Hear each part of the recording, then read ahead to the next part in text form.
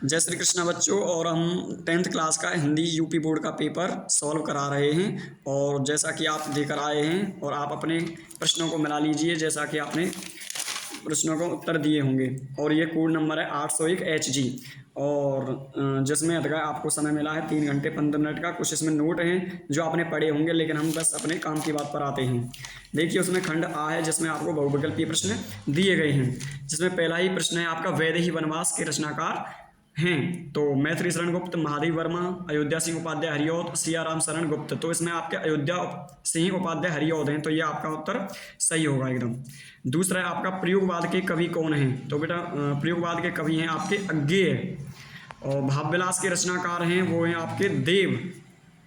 छत्रसाल दशक की इनकी रचना है, तो वो है आपकी भूषण की, आपने पढ़ा भी होगा ये। कला और बूढ़ा चांद के रचनाकार हैं, तो वो हैं आपके सुमित्रानंदन पंत। नीड़ का निर्माण फिर किस विधा की रचना है। तो ये आपकी एक विधा में से क्वेश्चन आया है, जिस जो विधा है आपकी वो है आत्मकथा। और निम्नलिखित में से शुक्ल युग के लेखक हैं, जैसा आपने पढ़ा भी होगा, शुक्ल युग के लेखक हैं आपके श्याम सुंदर दास। और आगे आइए, जैसा कि इसमें दिया गया है कि निम्नलिखित कथनों में से कौन सा कथन सही है। तो आपका एक क्वेश्चन है जिसमें शशांक के रचनाकार आचार्य रामचंद्र शुक्ल हैं, आकाशदीप कहानी के लेखक रामकुमार वर्मा हैं, महादेव भारतेंदु हरिश्चंद्र आलोचना साहित्य के जनक माने जाते हैं। तो यही आपका एकदम राइट होगा। तो परीक्षा गुरु किस विधा की रचना है। तो ये आपकी बेटा उपन्यास है, ये इसका उत्तर राइट होगा।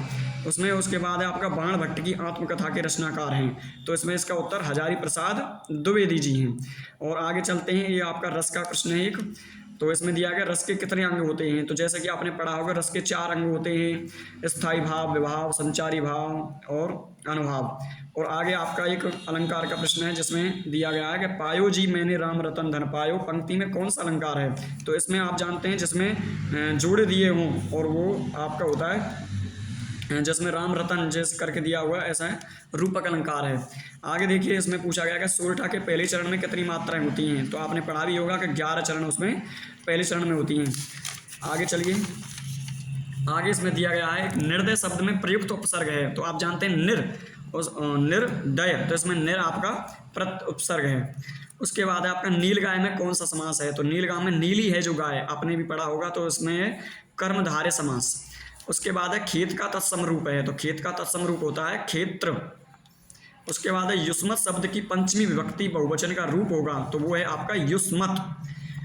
भाववाच्य किसकी प्रधानता होती है। आपने जैसा कि पढ़ा होगा कर्तवाच्य में कर्ता की, कर्मवाच्य में कर्म की, और भाववाच्य में होती है सिर्फ भाव की प्रधानता। लेकिन इसमें दिया है कर्ता की प्रधानता, कर्म प्रधानता, क्रिया की प्रधानता, ये नहीं, इसमें उत्तर है इसका इनमें से कोई नहीं।